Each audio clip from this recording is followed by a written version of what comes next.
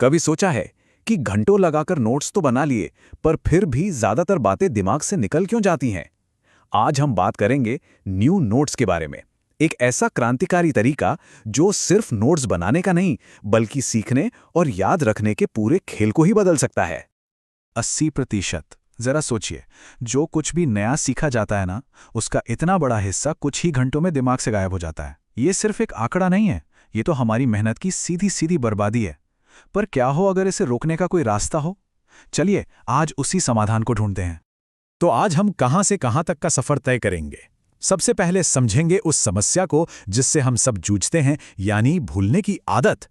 फिर जानेंगे नोट बनाने का एक नया जबरदस्त तरीका, उसके पीछे के विज्ञान को समझेंगे, उसे बनाने के स्टेप्स सीखेंगे और अंत में देखेंगे कि ये हमारे सीखने के भविष्य को कैसे बदल सकता है।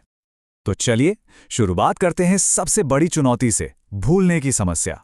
पर एक बात समझनी बहुत जरूरी है, ये हमारी कोई नाकामी नहीं है, ये तो हमारे दिमाग के काम करने का एक नेचुरल तरीका है।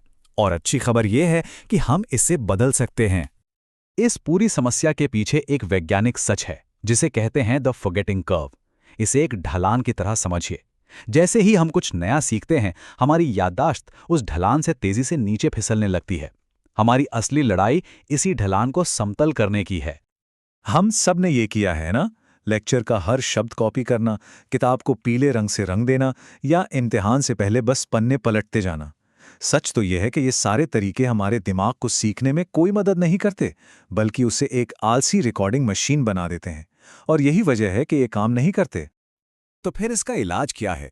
यहीं पर एंट्री होती है न्यू नोट मेथड की। ये कोई छोटी मोटी ट्रिक नहीं है, बल्कि हमारी सोच में एक बहुत बड़ा बदलाव है। ये हमें जानकारी को सिर्फ इकट्ठा करने वाले से एक एक्टिव सीखने वाला बनाता है। जरा इस फर्क को देखिए, ये दिन और रात जैसा है। एक तरफ है रोबोट की तरह बस नकल करना, और दूसरी तरफ है दिमाग का इस्तेमाल करके विचारों को आपस में जोड़ना। पुराना तरीका एक रिकॉर्ड बनाता है, नया तरीका सोचने के लिए एक औजार बनाता है। ये लिखने से सोचने की तरफ एक बहुत बड़ी छलांग है। न्यू नोट मेथड का पूरा सार इसी एक लाइन में है। मकसद जानकारी को सिर्फ एक जगह से दूसरी जगह कॉपी पेस्ट करना नहीं है, बल्कि उसे ज्ञान में बदलना है, एक ऐसे ज्ञान में जिसके साथ हम काम कर सकें। ठीक है, ये सब सुनने में तो बड़ा अच्छा लग रहा है, पर क्या इसका कोई सबूत भी है? जी हाँ, बिल्कुल है। तो चलिए अब विज्ञान की दुनिया में चलते हैं और समझते हैं कि आखिर ये नया तरीका हमारे दिमाग के लिए काम क्यों करता है। ये आंकड़े पूरी कहानी साफ कर देते हैं। बिना नोट्स के हम लगभग सब कुछ भूल जाते हैं। पुराने तरीके से थोड़ी मदद मिलती है, लेकिन न्यू नोट मेथड के साथ याददाश्त 85% तक पहुंच जाती है। ये कोई छोटा मोटा सुधार नहीं है, ये तो गेम चेंजर है। इसकी सफलता का राज सीखने के इन 3 मजबूत पिलर्स में छिपा है। पहला है एनकोडिंग, मतलब जानकारी को अपने शब्दों में समझना। दूसरा है कंसोलिडेशन, यानी दिमाग को उसे सहेजने का टाइम देना। और तीसरा और सबसे पावरफुल है रिट्रीवल, मतलब जानकारी को दिमाग से बाहर निकालने की प्रैक्टिस करना, सिर्फ उसे पढ़ना नहीं। तो अब जब हम क्यों को अच्छी तरह समझ चुके हैं, तो चलिए अब कैसे पे आते हैं।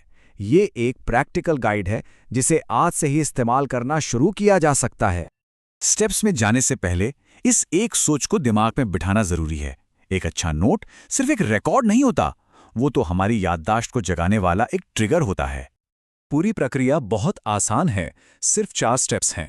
पहला, कैप्चर करें, यानी सिर्फ मुख्य बातें और कीवर्ड्स लिखें। दूसरा, सवाल बनाएं, ऐसे सवाल जिनका जवाब आपके नोट्स में ही छिपा हो। तीसरा, कनेक्ट करें, नई जानकारी को पुरानी से जोड़ें। और चौथा, रिव्यू करें, मतलब नोट्स को पढ़ने के बजाय अपने बनाए सवालों के जवाब देकर दिमाग को चैलेंज करें। और आखिर में चलिए थोड़ा दूर की सोचते हैं। अगर हम सब इस तरीके को अपना लें तो क्या होगा? ये सिर्फ अच्छे नोट्स बनाने तक ही सीमित नहीं है, इसका असर हमारी पूरी जिंदगी और हमारे विकास पर पड़ता है। जब याददाश्त आपकी कमजोरी नहीं बल्कि ताकत बन जाती है, तो संभावनाओं के नए दरवाजे खुलने लगते हैं। हम मुश्किल से मुश्किल विषयों को भी गहराई से समझ सकते हैं, अपने काम में बेहतर प्रदर्शन कर सकते हैं, और सबसे जरूरी बात, हमें जिंदगी भर कुछ भी नया सीखने का आत्मविश्वास मिलता है। तो इस सफर को हम इसी एक सवाल के साथ खत्म करते हैं। जरा सोचिए, जब भूलना कोई रुकावट ना रहे तो एक इंसान व्यक्तिगत और व्यावसायिक तौर पर क्या क्या हासिल कर सकता है। सच कहूं तो संभावनाएं अनंत हैं।